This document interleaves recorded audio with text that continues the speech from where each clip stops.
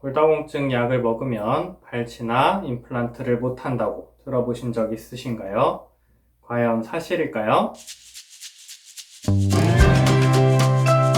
안녕하세요. 지주과 전문의 한과장입니다.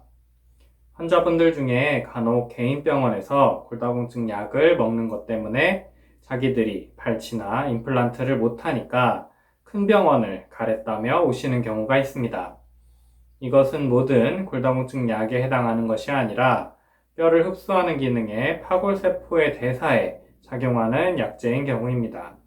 보통 골다공증으로 일주일에 한 번씩 먹거나 몇 달에 한 번 주사를 맞는다면 이 비스포스포네이트 종류인데 뼈의 표면에 침착되어 장기간 효과를 나타내며 골 대사와 연관된 암의 치료제로도 사용됩니다.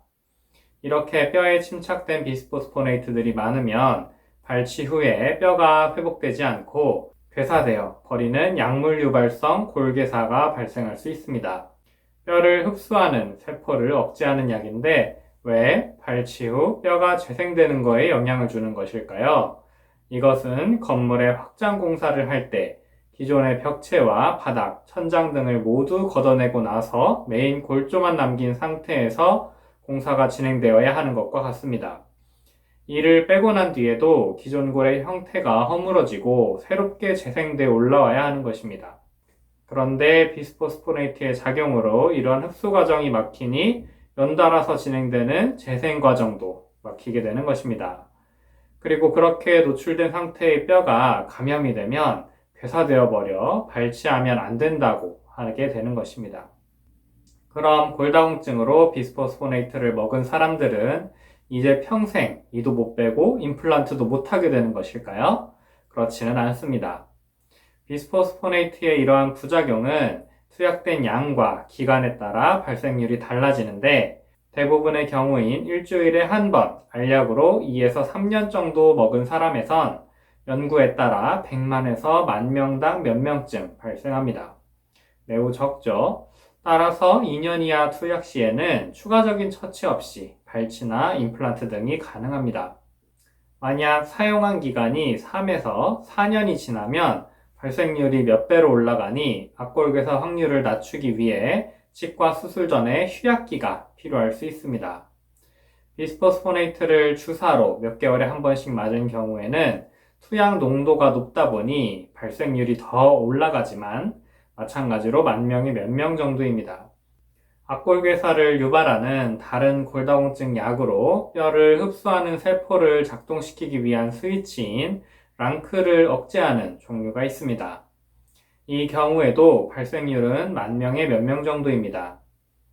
비스포스포네이트의 경우 뼈와 결합하여 몸 안에 축적되며 약을 중단하더라도 그 약효가 길게 유지되지만 랑클 억제제는 그러한 축적 효과가 없어 약을 중단하면 바로 약효가 빠지게 됩니다.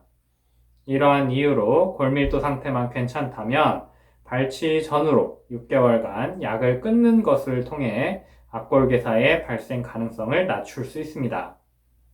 이렇게 골다공증 치료제에 의한 악골괴사는 확률이 낮은 편입니다. 하지만 그 낮은 확률을 뚫고 악골괴사에 걸렸다면 어떻게 될까요?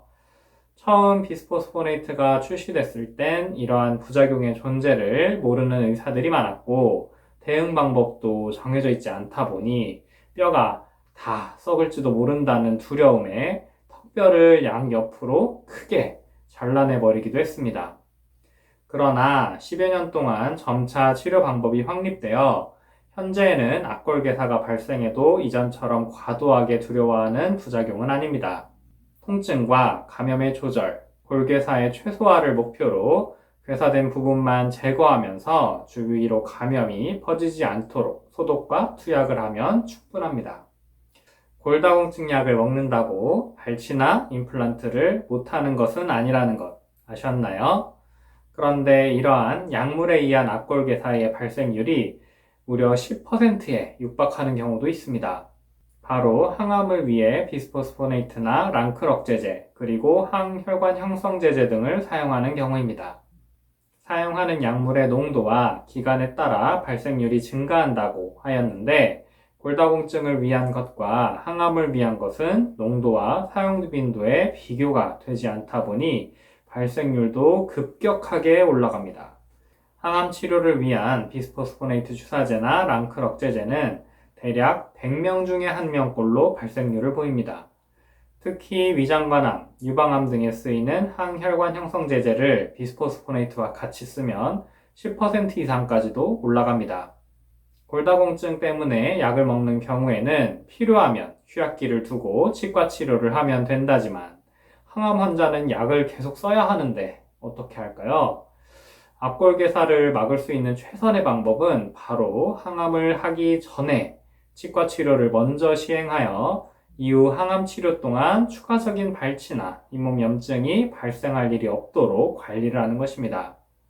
만약 구강 상태가 너무 안 좋아서 완전한 치과 치료에 장기간이 필요하다면 항암을 미룰 수는 없으니 급한 발치와 초기 소염 치료만을 한 뒤 항암이 끝나고 나면 나머지 치료를 하시면 될 것입니다. 다음 영상에서 뵙겠습니다. 감사합니다.